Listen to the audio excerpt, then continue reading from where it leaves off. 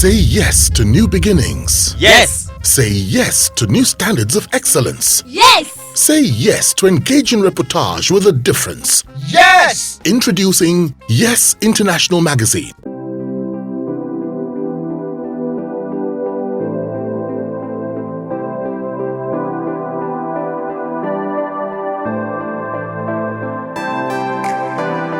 How did you get into Acting.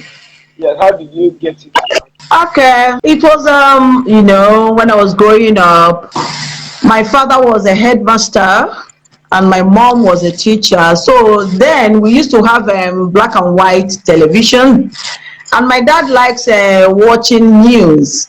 Once it is 9 o'clock, you're on your own, so you have to allow him to go and watch the news. So at the end of the day, I now told him, I said, Daddy, are you gonna watch me someday on the tele like this? I'm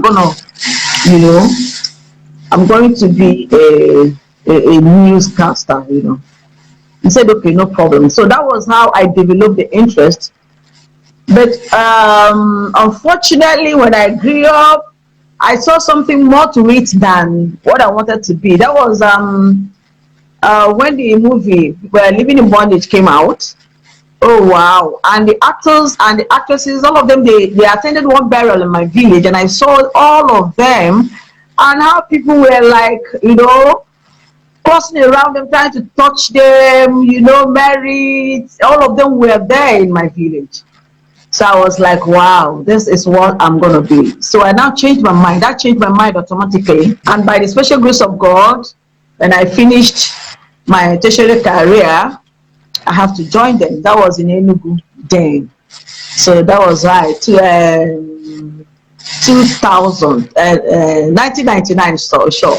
That was when I joined the movie industry. Okay, which was your first movie and what was your experience like?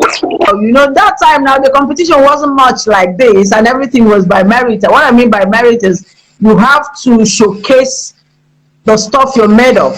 So there was this audition authority, So there was this audition authority. So when on that particular day, on that fateful day in Enugu, I came into the audition hall. Immediately I came in, the director, Mr. Chikono, he asked me to stood up. I stood up. He said, come here. I went to where they were.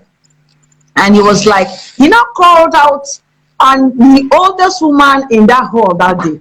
It's okay. Now your name is Chimobi, and this woman is your mother.